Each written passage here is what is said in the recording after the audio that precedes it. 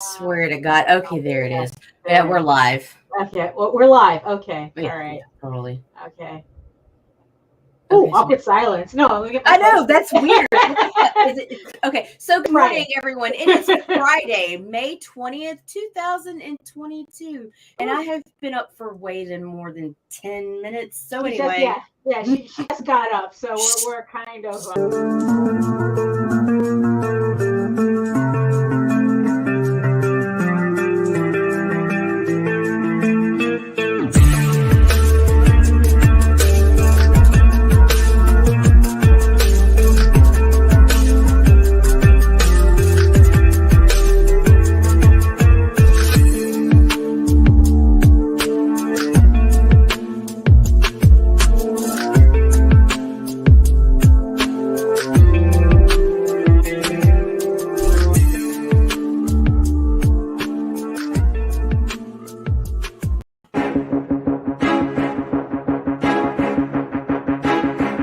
It's Monty Moore.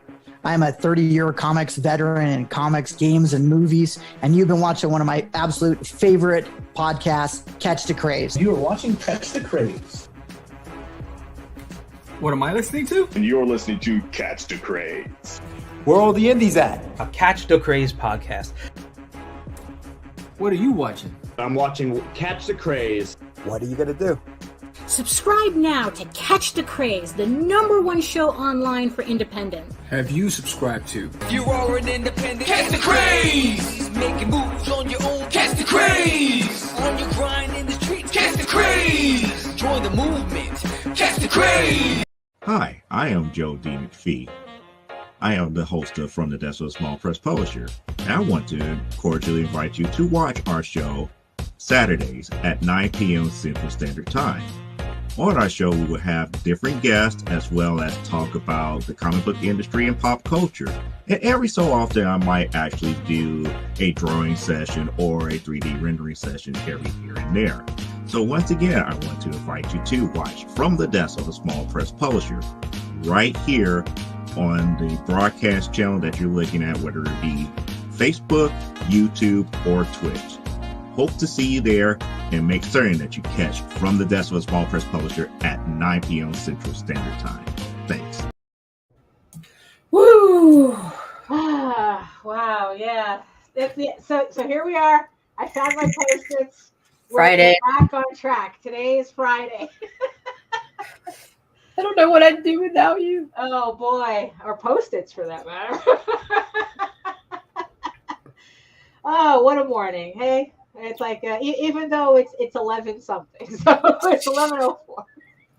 I don't know. I was not feeling it. I was like, hormonal and crampy and bitchy and tired. Right, And it was just pretty much another Friday.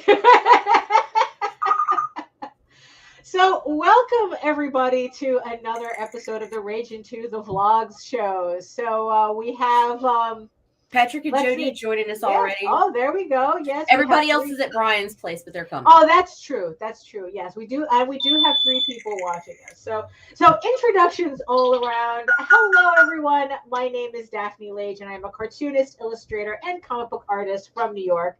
I have been self-publishing comics since 1992, and I am known for the funny animal fantasy adventure Tall Tales. And yes, this is the proof for Volume 4 coming soon to Kickstarter. And I am also known for my medieval fantasy soap opera, Eager Raven, Heir of the First Unicorn, which this trade will also be coming soon to Kickstarter. I love having proofs way in advance. So you can read both my comics online at Tall Tales, TAILSonline.com, and egoworks.com, EGOWORKS.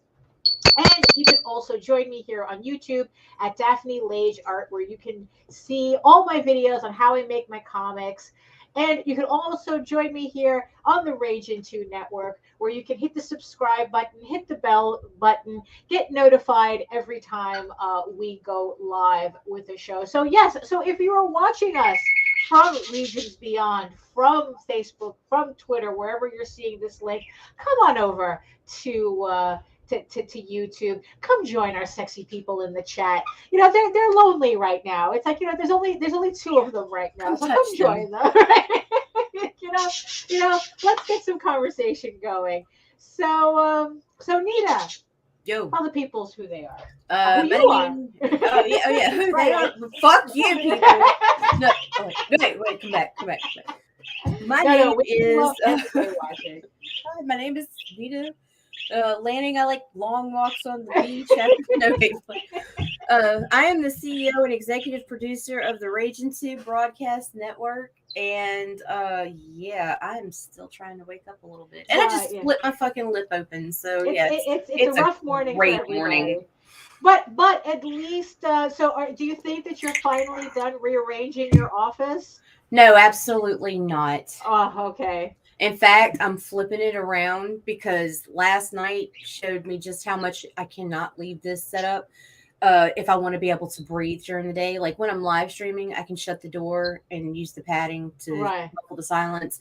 But it gets fucking hot as hell in here. Right. And it's already 87 degrees outside. Ooh. And yeah, so I need the computer monitors on this wall so that when my children walk in my bedroom, they can't see straight into here looking at my pornography. Right. So, it's business pornography. Right? Yeah, my business porn. Yes. Business porn. So yeah, I'm gonna have to fucking flip it again. Oh well. But it should be easier this time because it's going to be exactly what you see behind me, just reverse. Right.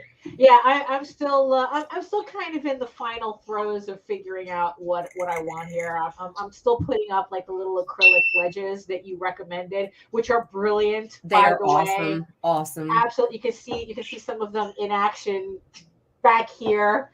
On glass blocks, by the way. So it really it was a lifesaver. Wow. So yeah, even Iceland approves of that. He's impressed and approved.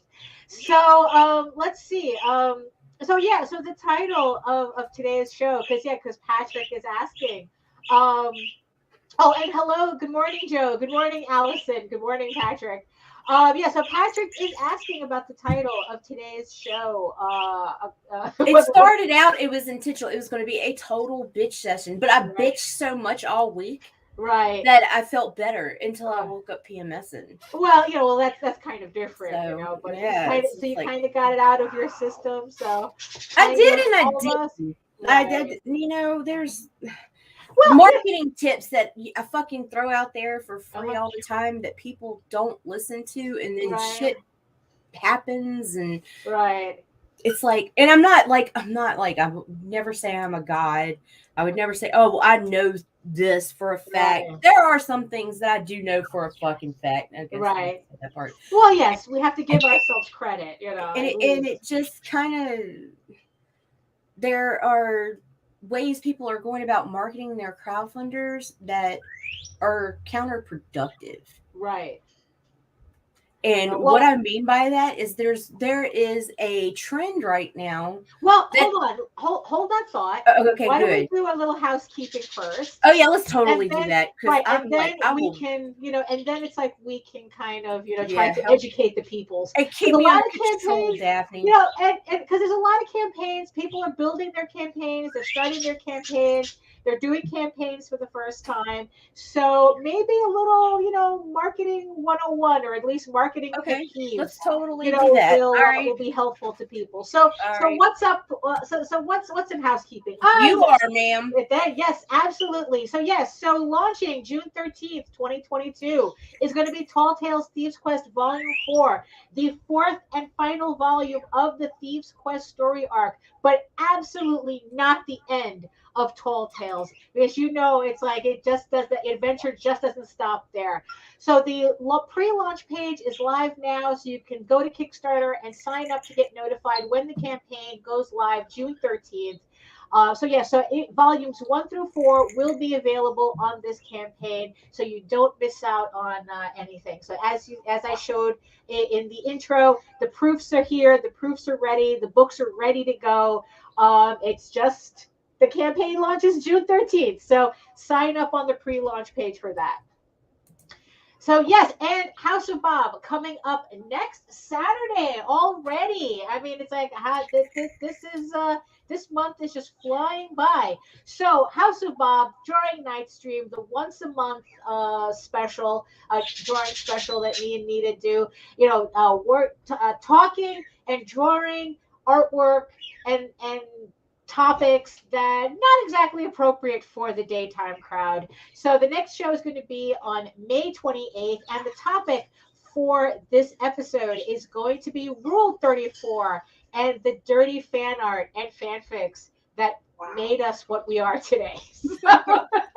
And speaking of crowdfunding and everyone getting their crowdfundings out and fulfillment, save 5% on your next Gemini mailer order. Send out your books in style with Gemini mailers using our coupon code RAGIN2. And if you have any questions, have a comment, or you want us to talk about a specific topic on the show, you can email us at raginabc@gmail.com. There's no such thing as a dumb question, but our answers might be, or it really just might be silly, but we will answer them seriously. So you can contact us that way as well. So. Oh shit! Hold on. I got stuck. There we are. Because I'm gonna throw this one out there real quick. Okay. Nicole has Fire Bitch 3. She just started funding 2 days ago. She is fucking slaying it. You guys head over there and show her some love. Look at that. Einstein is impressed already with Fire Bitch 3. The link will be in the show notes before publication, but I am running behind, so it is not up there yet. And there are a couple other crowdfunds that'll be added tomorrow, so they'll be ready to go Monday. There you go. So as always, you can find links in the show notes to pretty much anything that we kind of sort of mentioned in the show, but definitely all the campaigns mentioned, you can find links in the show notes. So well, I locked the door for fapping sessions. You know, that is a topic for next Saturday. By the way, which would help if I gave the time, right? So yes, if you want to join us for more inappropriate content, join us next Saturday from 10 p.m. to midnight on House of Bob. So we're just watching all these new campaigns crop up like flowers after the rain. And I'm just finishing up my campaign for Raven. I'm just waiting for the final sketch cover reprints to come in because I miscounted my books. So if you haven't received your package for Eagle Raven yet, that's the reason why I want to do all the sketch covers and all the original artwork at the same time, so everything goes out in one batch. So thank you everybody for your support and your patience with that. So every Kickstarter campaign is a learning experience, and we don't want to get copyright strike with that. So every Kickstarter that I do is a learning experience. And the one thing that is always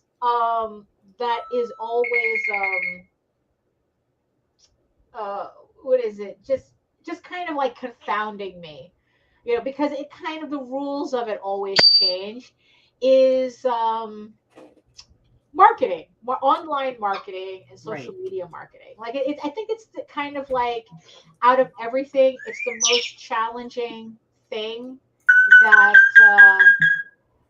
kind of like, I don't know. It always feels like, it's am I doing too much? Am I doing not enough? It's like, it's kind of that thing. So, now, you being a marketer, you see all sorts. All sorts. So what is like an example of something that you feel that maybe people aren't doing enough? First and foremost, set an obtainable goal. Even if it's something that you know that's not the minimum amount that you need to fulfill. You set that lower end goal because you want that platform to work for you. That is number one. And I will use a client that is running a campaign right now as the perfect example. Right. Kara Nicole with Fire Bitch. Go look. Did Kara set an 8, 10, 20,000 goal? No, she didn't. She set her goal at $2,000. She knew she was going to get more than 2K. But here's the kicker. Look at her percentage right now. Right. If you go, she is currently at, and before anybody says, oh, because there's a tits and ass in her campaign, no, this goes beyond that. Right now, she is over 1,000% funded. And the thing is, though, that number does something. That number does something because with Kickstarter specifically, specifically Kickstarter, I'm not sure Indiegogo is a fickle creature. At 100%, at 125, 150, 175, 200, 300, 400, and 5, every time you hit those percentage markers, Kickstarter promotes you itself. It works for you. And how it promotes you is you're moved up in their algorithm, which means you're more likely to appear on their first page. You're more likely to appear in similar projects, whether you've cross-promoted with these people or not, which in turn, more people see you, which makes you even more likely to be shared by someone else. Right. So it's like, use that. Let that system fucking work for you. Don't set an $8,000 goal and sit there and have to fight it at the very end. Whereas if you set the lower goal and keep promoting, continually promote even after funding, you're more likely to not only hit your goal, but surpass your goal, even your expected goal. Right. Because everybody sets a goal that they think they need, and then they have that goal in their head that they want. Right. You're more likely to get that goal that you want if you set that very minimum need. Right. Because again, using Kara as an example, I mean, her campaigns are very consistent. I mean, she raises regularly up to $40,000 on her campaign.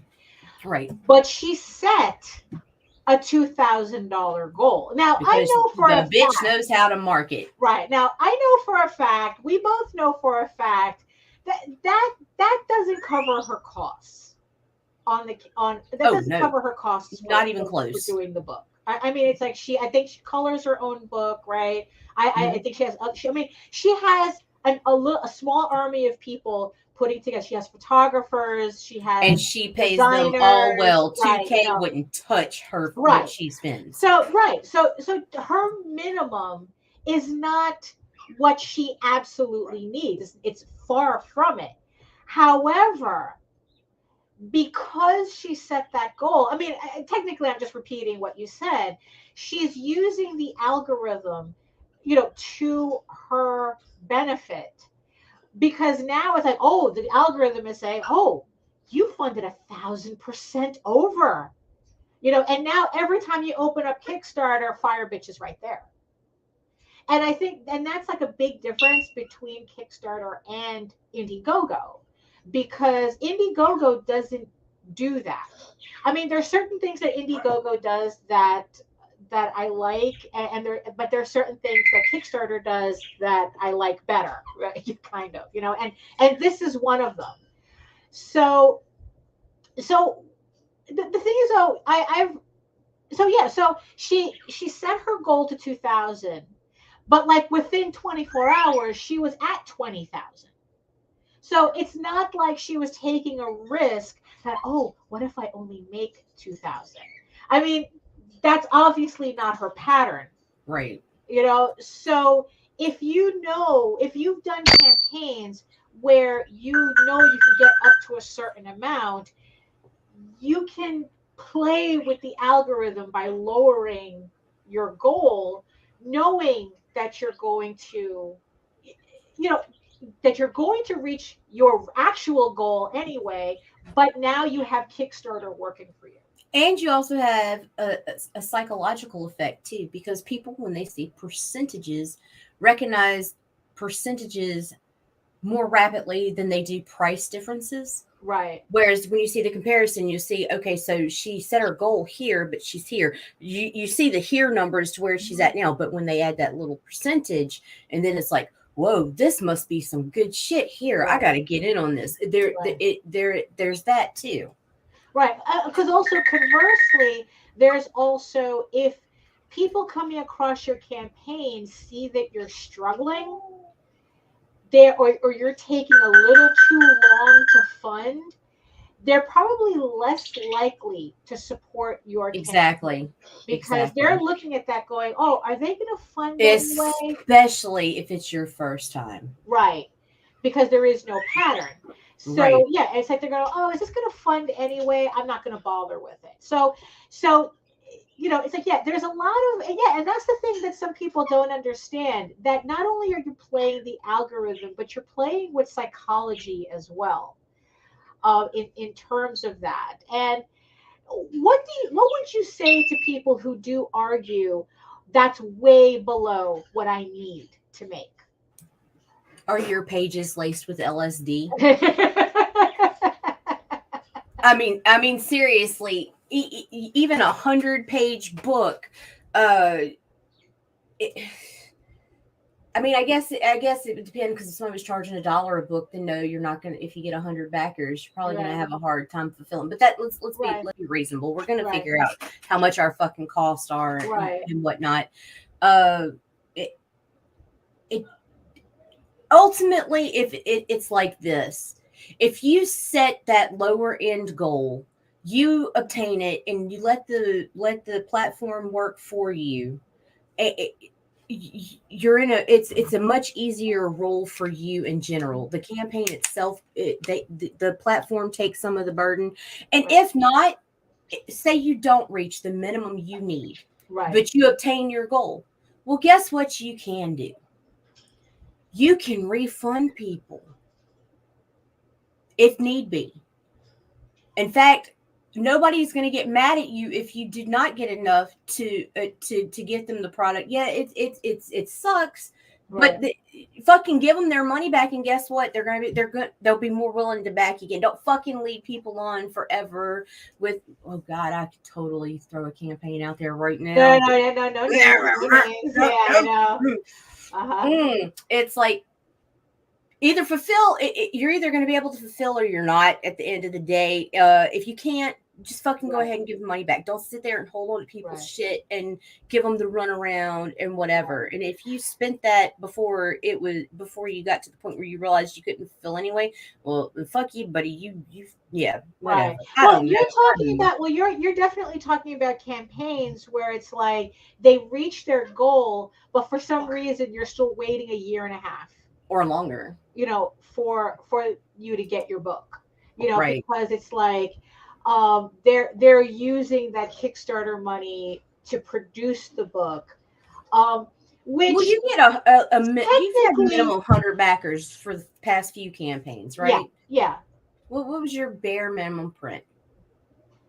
My bare minimum, the least amount that I had to print was, I think, like 70 copies. Because not everybody is a physical backer. Okay, and how much did that cost you? About almost $3 a book. About almost $3 a book. So see, but you funded higher than yeah. Here, it just drives me batshit crazy. Because. Well, because it's like, because what you see, because technically the spirit of Kickstarter is that it's in the name. It's supposed to help you. It is to help you produce your book. But I think that the problem is when like people, you know, use Kickstarter to completely produce their book.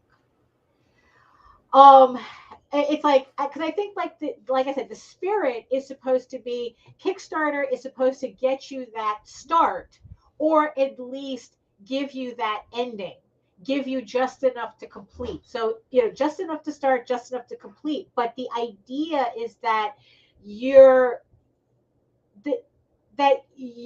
still producing the book on your effort, i.e. you have skin in the game, right? But I think that a lot of these people who they take a year and a half, 2 years, 3 years to fulfill a campaign, they're trying to use Kickstarter to completely fund it. They don't want to put out a dime of their own money onto a project.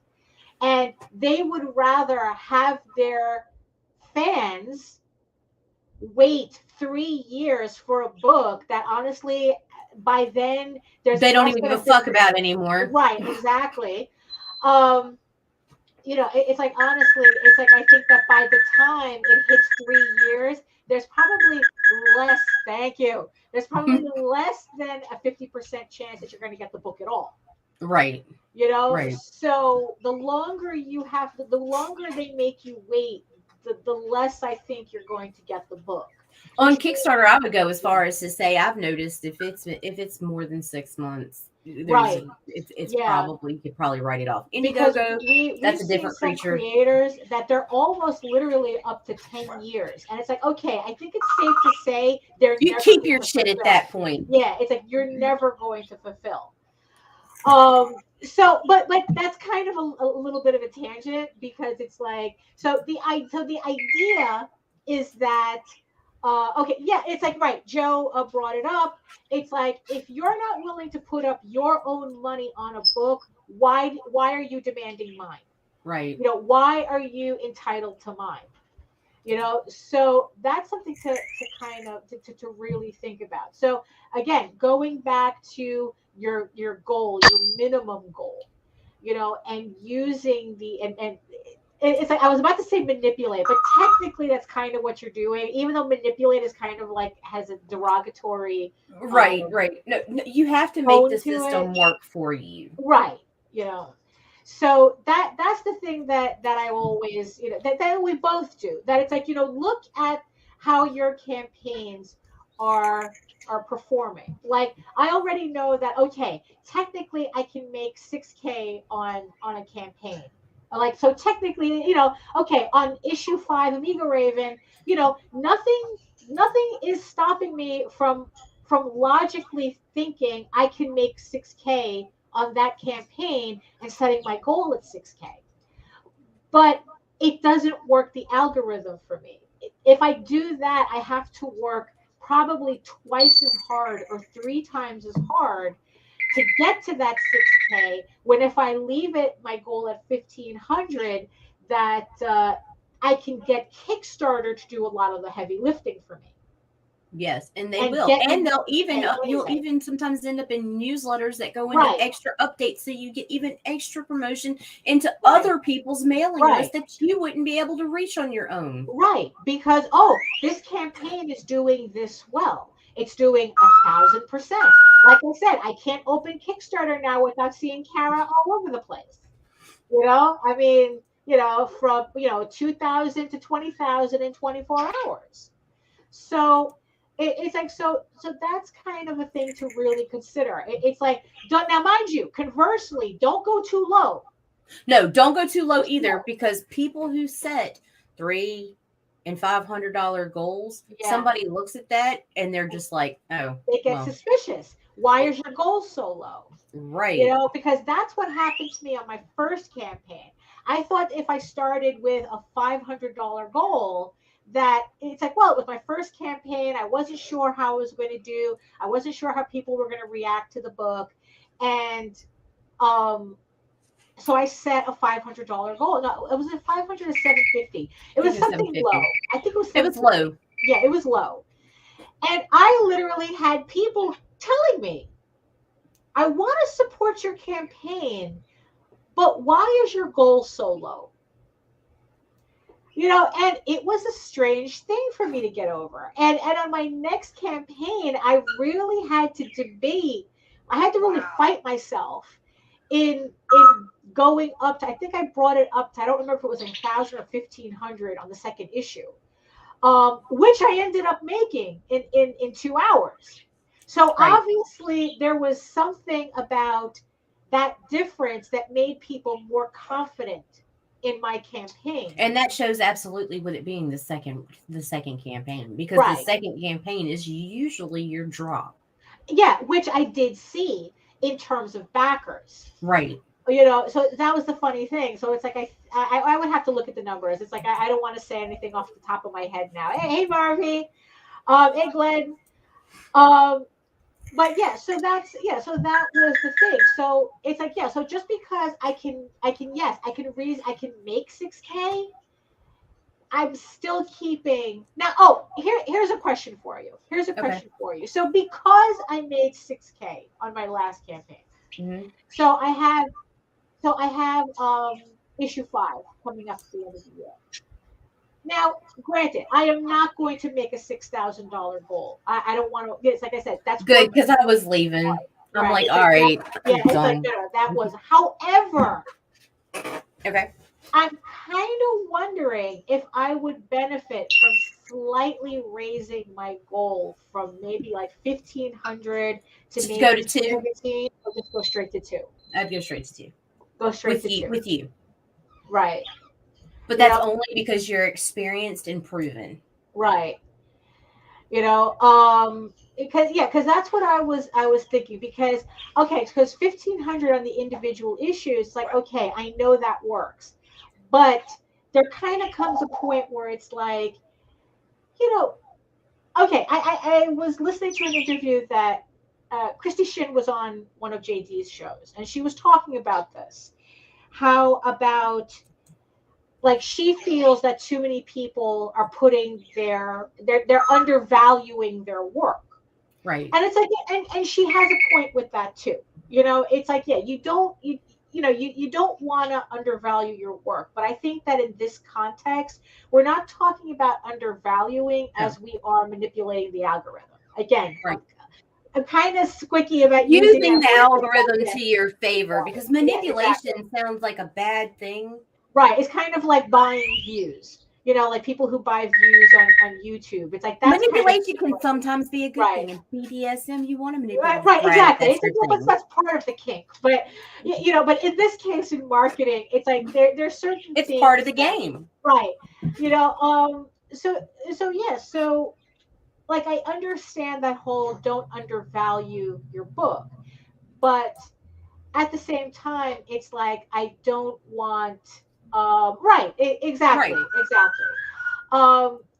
You know, it's like I feel like I'm at a point where I think I could benefit from raising that goal a little bit, because I think it's always good to sweat just a little bit. You know, it's like you still have to work at your campaign. Sure. So okay, so I think, you know, so that's probably what I'm going to do. I'm going to raise issue 5, the goal for issue 5 to 2,000, and see what happens. Now, here's the other question that I have. So my trade paperbacks always do worse than the individual issues, but there's a logic to that. Individual issues have more collectability factor. Right. You're able to do variant covers. You're able to technically offer up more product for individual issues than you can with a trade. Right. So I have the Eagle Raven trade coming up, and I'm debating. I usually, for trades, I usually have a 750 goal. It's usually about half of what I do for and that's what I was thinking. It's like, should I just like see if I could push it up a bit, you know? So okay, so there we go. So we have the recommendation of raising my volume 1 goal to 1,000, and raising my issue 5 goal to 2,000.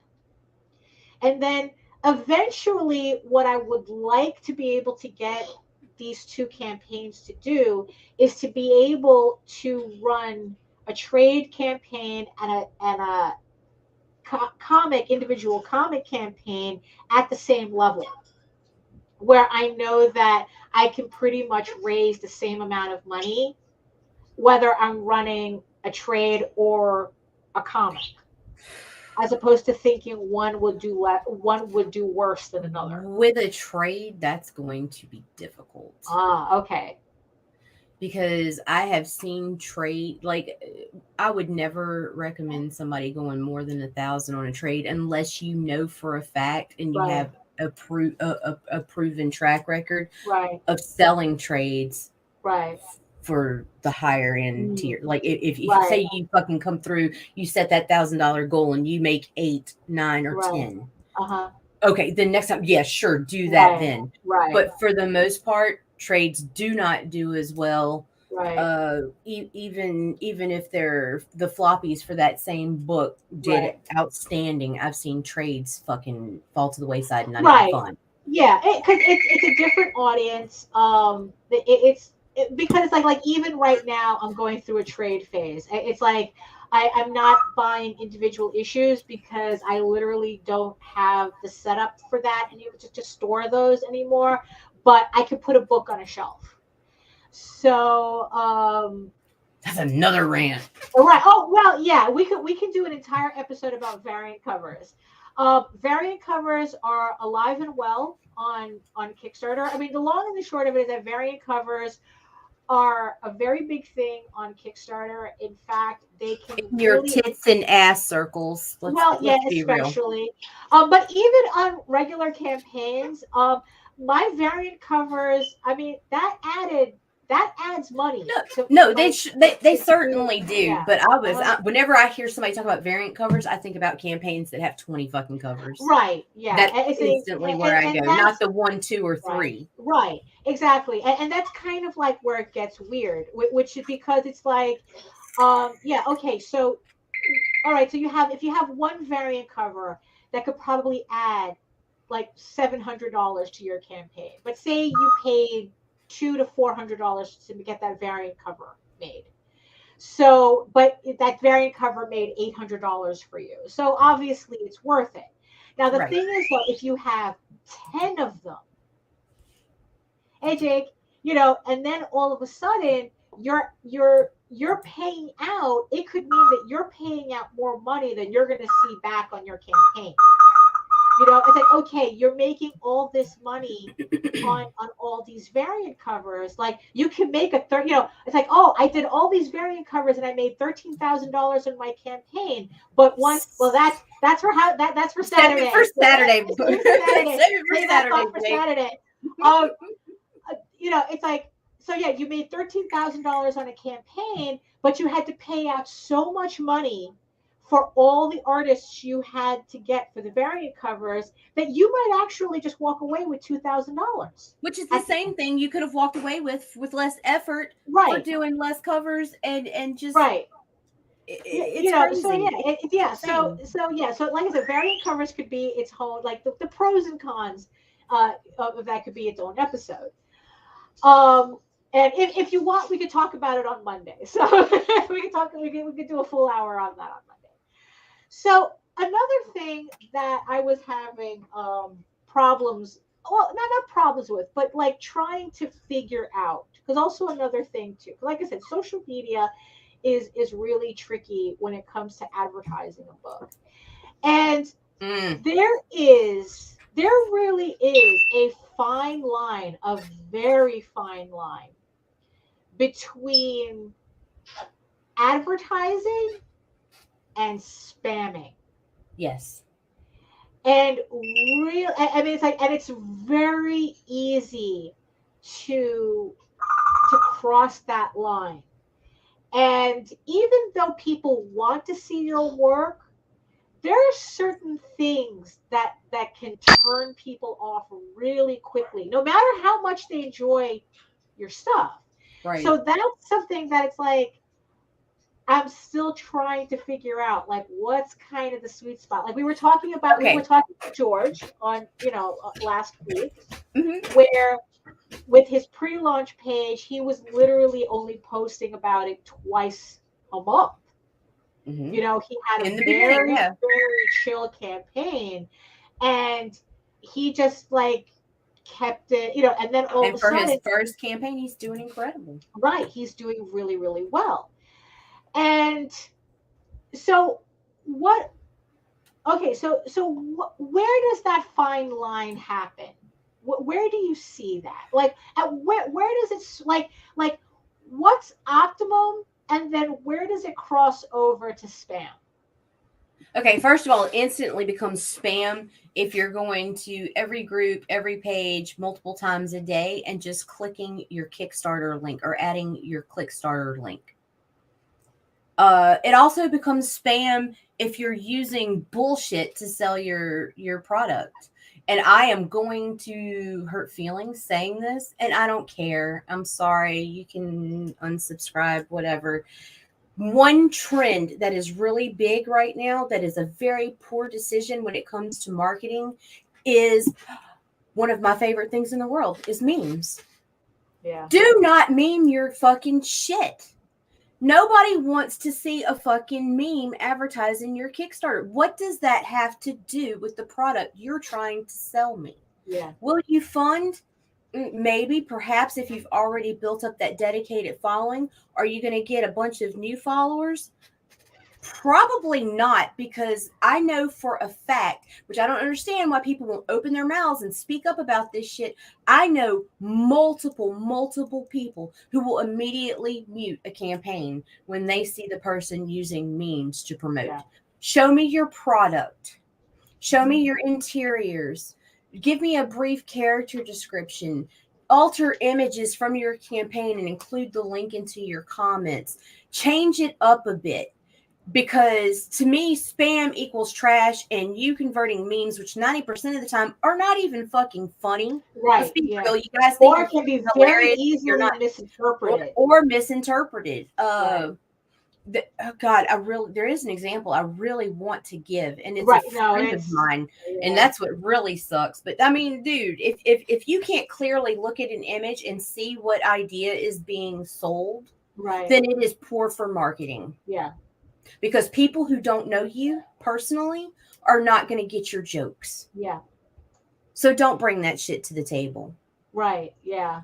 That makes that is the spammiest spam. Yeah, because yeah, I agree. It's like the memes, they don't tell anything. No. I want to know about the book. I want to see artwork. You know, I don't want you repurposing a meme that I've already seen a billion different variations of already, and that shit stopped being funny years ago. You know, I love memes. I do not love memes for marketing. No, yeah, that's the thing. It's like, yeah, you see that's the thing. It's like memes are when, you know, you're answering somebody's goofball posts. Memes are for shit posting. Memes are not for advertising your comic. Thank you, Jake. Yes, there you go. It's that simple. You know, maybe not those. Thank you. You know, yeah, and that's exactly what it is. You know, because the thing is, yeah, I have seen a lot of these.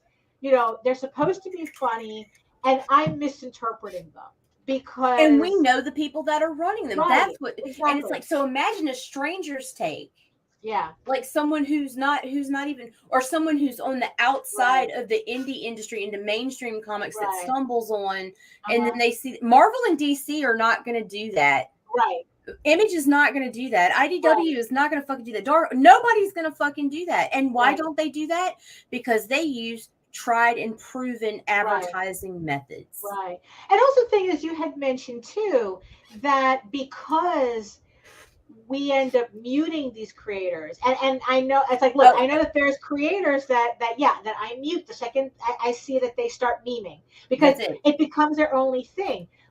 But in your case, because of what you do and in your marketing, because you know these people, a large portion of their audience has them muted, it discourages you from sharing out. Absolutely. Their links. Here's why. Unless I create it myself and make my own copy for their shit, which if you're paying me, I'll do that boom, boom, boom all day fucking long, because that's my job and that's what I'm supposed to do. For friends, I will occasionally do it for nothing and throw it out there just to help a buddy out. It's what you do. Uh-huh. Yeah. But if that's the only way you're advertising yourself, I cannot just simply share you. Right. Yeah. And I don't always have the free time to make a new copy, to pull up my own images and whatever to promote your fucking campaign. Yeah. So therefore, promoters are going to be reluctant to share you, because if people mute us, we lose money. Right. Because if our analytics drop, people come to me and they want to see my numbers. They don't just say, "Oh, hey, I see you sharing shit." No, they want to see what I'm bringing to the table. And if I'm blocked or I'm muted, what am I doing? Nothing. Right. Mm-hmm. Yeah, that's now here's the opposite of what what I've also seen. You know, there are creators who they don't use memes. They use artwork or whatnot, and you know, they technically do the right thing. However, they still cross that line into spamming, because now I'm seeing them too much. Right. If you have a book and you're just starting your book, okay, and you want to show some of the progress as you get there to slowly build that hype, do that occasionally. Show yourself sketching out. Show the interiors. Talk about, you know, the premise or whatever. But don't get on there every day live streaming and drawing and the art over, because if we see the whole product before it's there, chances are, why are you going to buy the cow when you get the milk for free? I mean, seriously, that's what it fucking boils down to. Do these people fund? Sure, but have I seen them struggle to sell when they sat there and shoved it down your throat every day for a year? Mm-hmm. Yeah, they're the ones that are having to fucking do that grind and overwork themselves and exhaust themselves and have this fuck crowdfunding or fuck this platform mentality. But it's like you left nothing to the imagination. Right. Yeah. Yeah. You know, and it's like, so yeah, because that's the thing. I mean, it sounds kind of weird because it's morning, Mike. Oh, hey, is that the whole, you know, why buy the cow, right? And what's funny is that even though it's just advertising, right? It's like, I think the real problem comes in not that, you know, we're seeing the cow, right? Because technically, you know, it's like, that's, you know, it's like I have my books up on my websites for free, right? You know, so anybody can go to EgoWorks and to Tall Tales Online, and they can read Tall Tales for free. They can read Ego Raven for free, but my campaigns still sell. People still want my book. But you're not live streaming it every day. No, the right. same I'm live art. streaming. You give us variation in changes in your art. Yeah, we might see you on your draw stream sketching out a few panels from one book or another that you're doing, but it's not always the same material for the same campaign that's coming up over and over and over and over. Right. Dude, don't do that. Yeah. I mean, because also the thing is too, is that it's like, yeah, it might feel like you're being productive by streaming every day your work progress. But what we've seen over and over and over again is these are the same creators that by the time the campaign finally goes live, they've burnt themselves out. Yes, they've burnt themselves out to the point they're not even wanting to get on podcasts and talk about their shit anymore. Right. They're exhausted. Yeah. Or when they do appear, that fire is gone because they've done it so much. It's like, no, we want to see that. We need that fire, because if you're not on fire for your shit, you can't expect me to be. Right. And that's really the important thing, because nobody is a bigger cheerleader for your work than you. So, and it's like, and it's like, it's like, you know what? Speaking of cheerleaders, so I guess, like, here's the difference.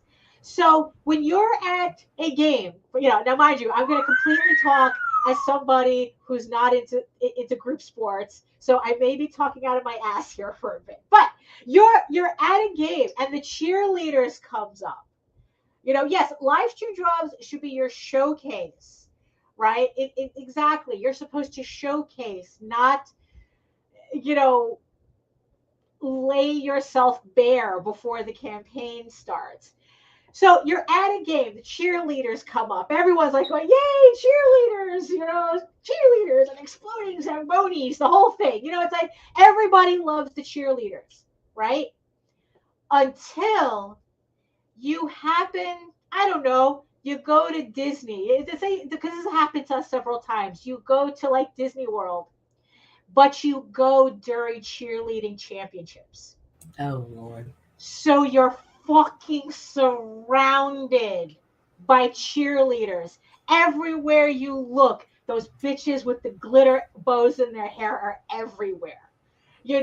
And no matter what, they're in the parks, they're at the hotels, they're in the restaurants. They're like that. It's like cheerleaders everywhere, and the thing is though, and what happens when you get cheerleaders together? They all gotta fucking cheer. So you're in the parks, you're trying to chill, and all of a sudden, like a Brittany's doing cartwheels. They're all of a sudden doing their, they're practicing their routines all of a sudden by the Fountain of Nations or whatever. It's like that's what it feels like. It's like by the end of the day, you want lightning to come down and strike all of them. No, Daphne, on the buses, don't want that. you can't. Even on the buses, you get on the buses, you're tired, you're exhausted, and you're surrounded by glitter bows. You're surrounded by the cheerleader moms. Gathering up 30 of these girls in one bus. And they're all. It's like that's what we're talking about. That's right. The difference. There's the cheerleaders in context, and then there's the cheerleaders where you just force down your throat. Right. It's like you're washing glitter for the rest of the year. It's like sand. You got caught between your toes. You got caught in a bus. With the cheerleader squad. That's what it is. So that's the difference between cheerleading your book in a way that people cheer with you and cheerleading in a way where people literally want you to disappear.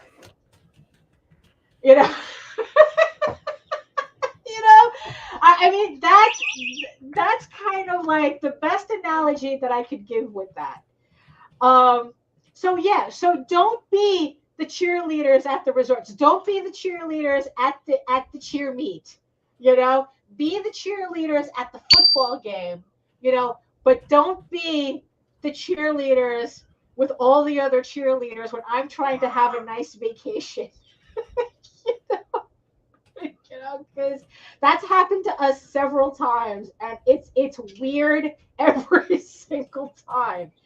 So that's the thing. So it's like, don't tire your audience out with your advertising, and definitely don't tire yourself out promoting, because when that campaign hits, that's where you have to be 100%, because that's where, especially once you get to the especially when you get to the plateau period. Right, yeah, it's like, yeah, that's true. Especially when you get to the plateau period where you have to be extra on top of your game to keep your campaign moving during that period.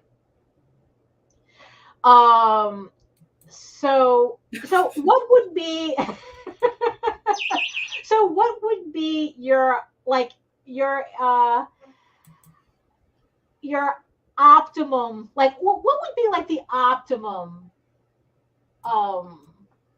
I guess marketing, like social media posting, like that you've seen? What was like the best that you've seen that you would like should we do 3 times a week?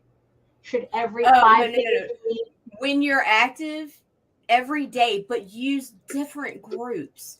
Don't cram it all on your wall every day. or if you do it once per day on your own wall. Use a variety of groups. Change up the posts. Don't have the same stat because 30 days is a long time and it's super short at the same time. Yeah. Don't give me the same fucking spiel every day the entire time, like to where it's like when I see it, I know what it's going to say automatically, and it's just like, okay, just keep scrolling, keep scrolling. Change it up a little bit. Don't. Well, for one, on Facebook, don't ever use your direct link.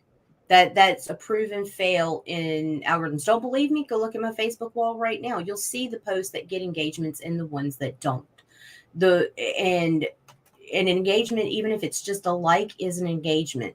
But usually a direct link will get very little likes or only someone who is tagged, and it's going to see it because it's going to get buried in Facebook feed. Because anytime you post a link to Facebook that takes you off of Facebook, Facebook doesn't want people to leave Facebook. They want people to stay on Facebook. So utilize and utilize separate links to create a bit.ly. Which is also good for just tracking to see how you're doing from various platforms or whatever. Create a short link URL. Try to throw off the botting systems that will flag you as spam first off, because the platforms we use on social media are not wanting you to make money at their expense. Right. Yeah. So they've made it harder for us to be able to utilize that platform. And a lot of people who are running campaigns may not really recognize that because they only are seeing their own results. Whereas people who push and market several people's campaigns pick up on this shit rather easy. Never direct link on Facebook. Put your link in your comments. You can even, if you're having a rough day and you can't come up with a new idea for copy that day, go to your Kickstarter page, copy out of your own fucking wall crawl, paste it to your fucking shit, and then toss your image. And even if it's the same image that's on the Kickstarter, that's fine. Throw it on there, but then put that link in the comments. Right. And that's and just to clarify, that's what you mean by direct link, right? That when you have the link in the post itself, as opposed to putting it in the comments. Right. Yeah, because we were talking about, like, Twitter is kind of a different animal with that. I guess with that, do you notice a difference between putting a direct link or putting a link in I have, but here's the thing. Even Twitter is getting kind of weird right now. There's something going on where I've noticed a change in engagement. I wouldn't say a drop, just what people are more engaged with has shifted. So there's something going on there with the algorithms. So for now, I would say, yeah, go ahead and you could use a direct link. But I'm also currently myself experimenting with doing the post and adding the separate tweet and going in, doing the tweet, and then going into the comments after. But if Twitter has changed that to where they're only going to be receptive of links and comments, we're fucked with Twitter, because Twitter's so hard to follow and read sometimes that link's not going to get out there like it should. So I'm really, really hoping that just having that one tweet with the connected tweet will pick back up and let me see the increase in engagement. Because if it's basically what happens in Twitter is it's going to end up hidden. Twitter moves so fucking fast. Nobody's going to sit there and go through the comments unless you're tagged, unless you're a close friend and they see that their friend is tagged. Then there's going to be that curiosity, or they're tagged themselves, and so it's gonna lose out if that's the case. Or we're gonna lose out. And Instagram is just weird because it doesn't allow you to put links, like functional links, in the post. But if you have a link tree, this is where something like a link tree comes in really handy, because you can just put your link tree in your bio on Instagram, and then when you click on that, then on your link tree you can put your campaign or what at the very top, like the first link. and you have all your links there as well. So that's I mean, it doesn't really sound efficient, but it seems to be the best way right now to make sure that people see your links on Instagram. Right. Unless there's something that I'm unaware of, but I don't really spend a lot of time on Instagram, so I'm not that familiar with it. I mean, do you notice anything about that? I don't use Instagram is the one social media platform I keep more personal. I post whatever the fuck I feel like, Right. Just, I share when I get something in. I don't really use it as a marketing tool. Okay. All right. I mean, yeah, it's kind of like it's just there. That's kind of how I treat it. But that's It's like, and also it's like, I guess for some of you also who are like wondering. However, if I was an artist, I would utilize Instagram. Oh, absolutely. But I'm not. Right. But even then, it's like Instagram is kind of like the lowest on my tier of where to concentrate on when it comes to social media marketing. And for those of you who are wondering, it's like, yes, I have experimented with Facebook ads, and I can't say with any definitive authority whether they work. Although I do find them helpful, especially if you have a mailing list that you can input as an audience into Facebook, because what I like about that is that my mailing list, and mind you, that's a whole other animal, mailing lists. My mailing list has a very low engagement rate. But by putting that mailing list in Facebook and creating an audience, I can make sure the people who don't open up my mailing list, my emails, but may have a Facebook page, still have an opportunity to see my ads, which means that they will see my book. So that's kind of as much as I've got. It's a dangerous game, and here's why. That does well for the guy in the middle, where you are right now. Yeah. For the people who are making 5 figures every campaign, that does not bode well at all. Right. Because what ends up happening is if they run ads for a certain campaign or whatever, Facebook will even throttle ads that are being paid for. Yeah, and I've seen not just that, they heavily throttle them when they don't pay them. So they to the point where if I'm fucking marketing for them, if I tag them in their own like right now, I can't tag Kara. Right. If I tag Kara, nobody's gonna see her shit. But if I run it like it's my own with whatever, it's getting the engagement on the various groups. It's getting the engagement even on my page. But she's throttled as fuck. They did it to Rob Multari too.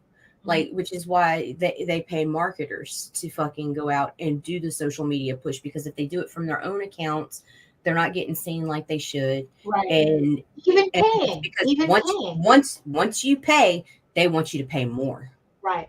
And they see you making that money. Yeah. And so that it's kind of it's a very iffy place to be. Yeah. I mean, it's like I only use that as kind of like reminders for people rather than advertising, because I also put like the minimum amount of budget that on it. It's like I'm never let them think you have money. The second they think you have money, you're fucked. You might as well bend over and take it. It's very strange. So it's like I can't say yay or nay on whether it's helpful. I mean, the way I use it, it was, I think at a certain level it is, but it's minimal. It's I've seen very minimal benefit, but it's just enough for me to continue utilizing it. Well, I did it as an experiment when we first decided to run things as a network instead of just us vlogging. I ran one ad and I made a link just for it to see. Now, and I was very specific. When you can go through and you can select what the people. I picked the age range that I knew that we were already targeting. I picked comics as an interest. I mean, I really fucking narrowed it down. Right. Did not get one sub from that link. Not even one. Yeah. Not even one. Turned around and did the same thing with a different link myself on Twitter and got 13 people. Right. So you see that and in the end, it's like that kind of like narrows it. That kind of like pretty much sums up, not narrow, but sums because no up. matter how much you pinpoint it, they're not going to hit. You make your target this big, their target's still going to be like this because they're dealing with the fucking world. Right. Yeah. Like whereas if I narrow it down to the people that have already targeted, people who've already come to me and already following me, and they're friends with that common interest, it's like I said, it's just fucking weird. Some people it's beneficial, and other people it can actually destroy. But that's why social media is such a challenge, because we're always changing, because the algorithm's always changing, and we have to make sure we're changing with it. But the thing is, though, we don't know what the algorithm's changing to. No. So and by the time you figure it out, they changed it again. Right. So it's but all one thing that's always been consistent is direct links in a post. That has always been consistent. You will get lower engagement. You will get fewer shares, less likes, and way fewer comments. Right. So that's the challenge after every campaign is analyzing all the data that we collect, and then like the next campaign, it's like, okay, what do we do next? What do we do with this? I mean, it's like it's nonstop. I mean, that's the thing. It's like, and that's what it is, and that's what I hope that we can offer with this show, is that whenever we have an insight as to into anything dealing with comics and crowdfunding and marketing and whatnot, that we share it with all of you, and you learn. And it's like, well, I would have one more thing, because I know you're wrapping up. I know you, Daphne. Okay. You're wrapping us up. Don't throw pity parties for pledges. Don't do it. It turns people off. Like if your life is bad, I'm sorry for you. Like I really am. I am a compassionate and empathetic person, but as your sales approach, that doesn't work. Okay. All right. That's a very important. Yeah, but that's a very important thing. Like keep it positive, especially when you're running live. I mean, because it's funny, because it's like, it's like yesterday I was listening to Marcus Aurelius, the Meditations. I'm listening to that. I'm listening to Seneca. I'm listening to the Stoics, and there's a lot of, we could probably do an episode on how to apply all of their thought processes into how to market a campaign. But I would have to gather my thoughts on that first. But yeah, it's like the whole, the staying positive during a campaign is definitely really important, because how you portray yourself to your audience, like your audience is going to mirror you. And if you have something life-changing, traumatic happen to where it affects your promotion, then it might be a good idea to drop your campaign and come back when you're in a better mental state. Like if your mom dies, or your dog falls out of a 12-story window, and whatever. If something fucking traumatic to where you emotionally are not in the right mindset, that you can't even fake a fucking smile, it's better for you to drop your campaign and come back later than to have a failed campaign and try to come back and share it. I mean, it's that in and of itself could be its own show, which we will. It really could be. It really we will do. We will eventually get through all these topics, but we're just past the hour, because you know us, we can keep going if we wanted, but we have things to do. We have comics to make. She has campaigns to promote. So that's it. That's it. So I just want to thank everybody in the chat for keeping it moving, keeping it jumping. I like to thank everybody who's watching. I hope that you got something out of this today. It's like, because I love navel gazing after a campaign. I mean, it's a necessary thing to do, but there is something enjoyable about trying to figure out the mystery of the universe when it comes to trying to sell comics. Isn't this it really fun about it? It basically boils down to keep it simple, stupid, keep it relative, and keep it realistic. Right. Yeah.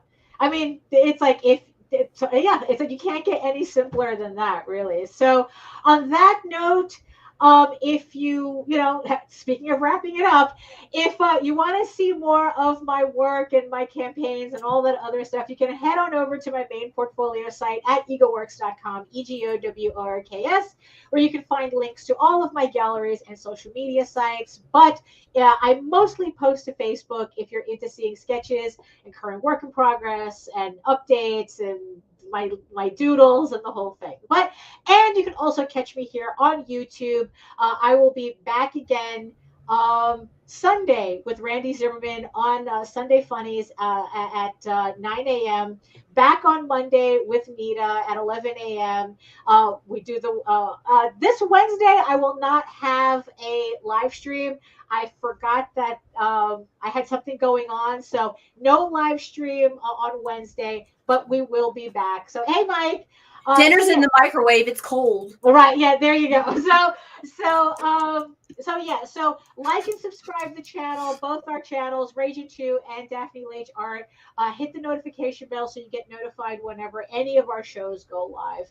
And also, don't forget to sign up for my monthly newsletter, because not only will you get free comic book PDFs to download, but you will also get updates on all my upcoming crowdfunders. And boy, are there a lot of them. So, so Nita, where can they find you? I can be found on Facebook as Nita Lanning. I can be found on Twitter, Instagram, Reddit, and everywhere else as @C_chaos247. On some platforms that don't allow the just drop it, C_chaos 24/7. Pay attention, follow me, and please tune into my feeds, because I'm going to have some announcements coming up. One involving Mike Jimmy, who's got something special coming for the network. So you guys tune in. We got stuff to talk about. Follow some of these campaigns and be good to each other, man. That's it. Yeah, there you go. So, in the mighty words of Marcus Aurelius, actually not really, eat your food, moisturize, mind your business, and do the work, because when you actually do the work, you never have to fake your accomplishments. And honestly, after listening to so much of the meditations yesterday, I probably could sum up Marcus Aurelius in those 4 things. Marcus Aurelius wants you to moisturize, especially your elbows. So on that note, we will see you next time. Bye. Hit the button.